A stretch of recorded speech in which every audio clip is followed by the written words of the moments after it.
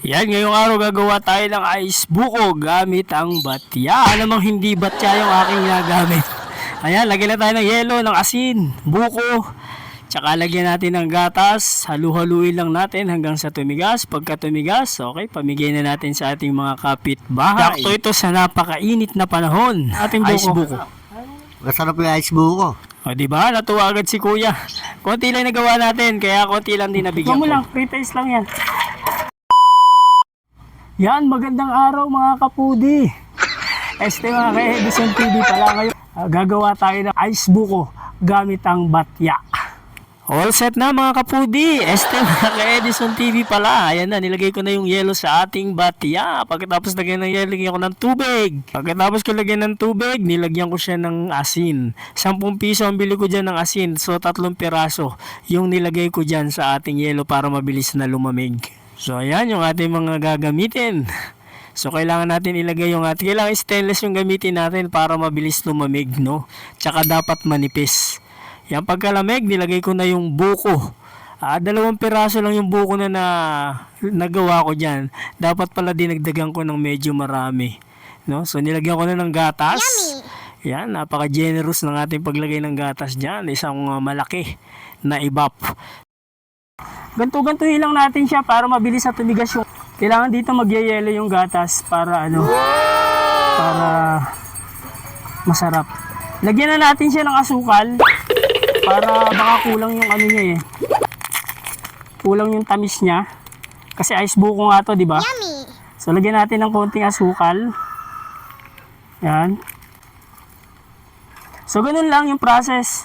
Ikot-ikot lang hanggang maging na siya. Ice buko.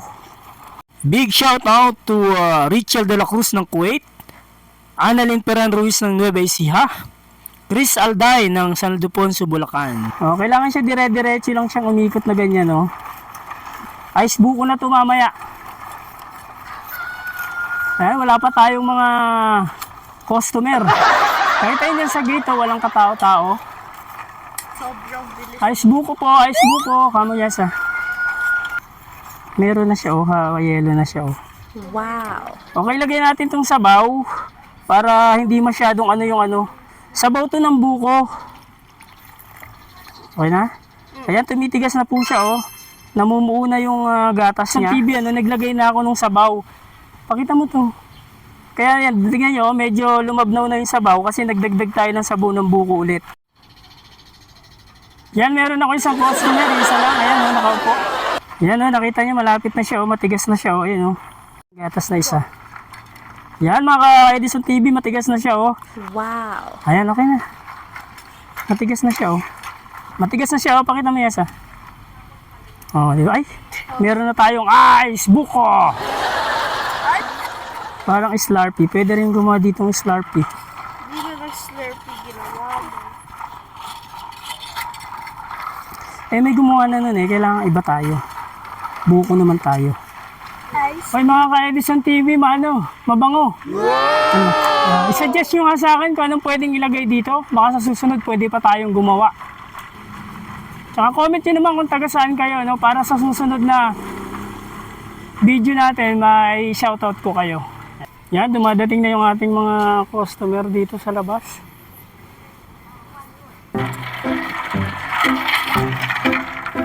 Ice buko. Sino po ng ice buko? Saan po yung lalagyan? May lalagyan po kayo. Tikman niyo po yung ice buko ko. Ano po lasa? Tikman niyo po yung si Way? Saan po? Ay, ice buko.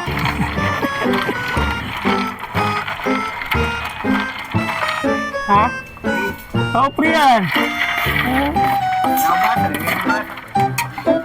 Kasya ba rito?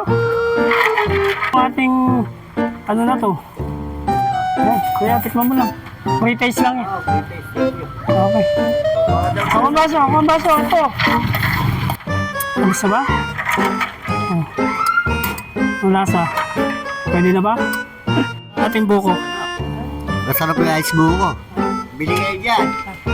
Bumili kayo. Ayos.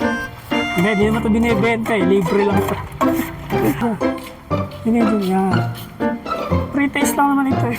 Tikman mo.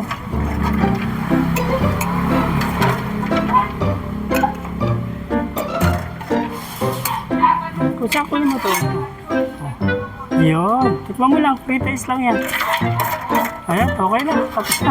Ubus na agad. Kabilis. Tara. Tara. Yes, tara.